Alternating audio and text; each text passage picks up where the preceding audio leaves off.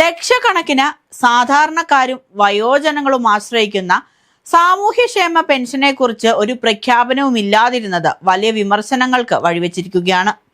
തെരഞ്ഞെടുപ്പ് കാലത്ത് സാമൂഹ്യക്ഷേമ പദ്ധതികൾ കൂടുതൽ ശക്തിപ്പെടുത്തുമെന്നും സാധാരണക്കാരുടെ ജീവിത സുരക്ഷയ്ക്ക് മുൻഗണന നൽകുമെന്നും വി.ഡി. സതീശൻ വാഗ്ദാനം ചെയ്തിരുന്നു. ക്ഷേമ പെൻഷൻ മുടങ്ങാതെ വിതരണം ചെയ്യുമെന്നും അർഹരായ എല്ലാവർക്കും സമയബന്ധിതമായി ആനുകൂല്യങ്ങൾ ലഭ്യമാക്കുമെന്നും യു.ഡി.എഫിന്റെ പ്രകടന പത്രികയിൽ ഉറപ്പു നൽകിയിരുന്നു. എന്നാൽ അധികാരത്തിലെത്തിയ ശേഷമുള്ള ആദ്യ ബജറ്റിൽ അതുമായി ബന്ധപ്പെട്ട പുതിയ പ്രഖ്യാപനങ്ങളോ പെൻഷൻ തുക വർദ്ധിപ്പിക്കുന്നതിനുള്ള സൂചനകളോ ഇല്ലാത്തത് വലിയ ചർച്ചയായിരിക്കുകയാണ്. യു.ഡി.എഫ് സർക്കാരിന്റെ ആദ്യ ബജറ്റിൽ സാമൂഹ്യക്ഷേമ പെൻഷൻ സംബന്ധിച്ച ഒരു വാക്കുപോലും ഇല്ലാതിരുന്നത് പ്രതിപക്ഷ വിമർശനത്തിന് വഴിവെച്ചിരിക്കുകയാണ്. വികസന പദ്ധതികൾ പ്രഖ്യാപിക്കുമ്പോൾ സമൂഹത്തിലെ ഏറ്റവും ദുർബലരായ വിഭാഗങ്ങളെ മറന്നോ സർക്കാർ എന്നാണ് ചോദ്യമുയരുന്നത്.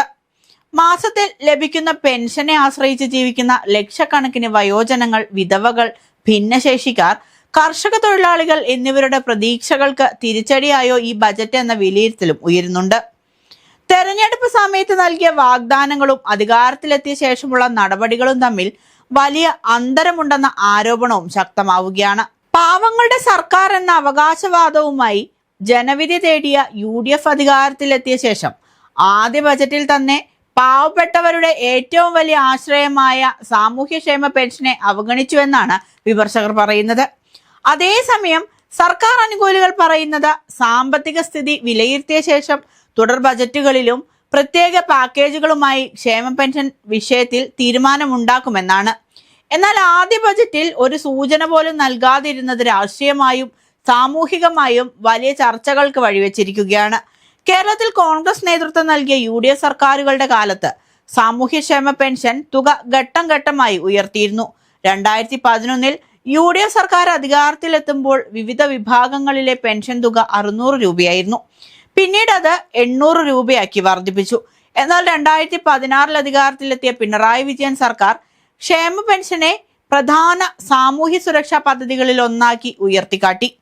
2016 1000 രൂപയായിരുന്ന ക്ഷേമ പെൻഷൻ പിന്നീട് 1100 രൂപയിലേക്കും 1200 രൂപയിലേക്കും 1300 രൂപയിലേക്കും ഒടുവിൽ 1600 രൂപയിലേക്കും ഉയർത്തി.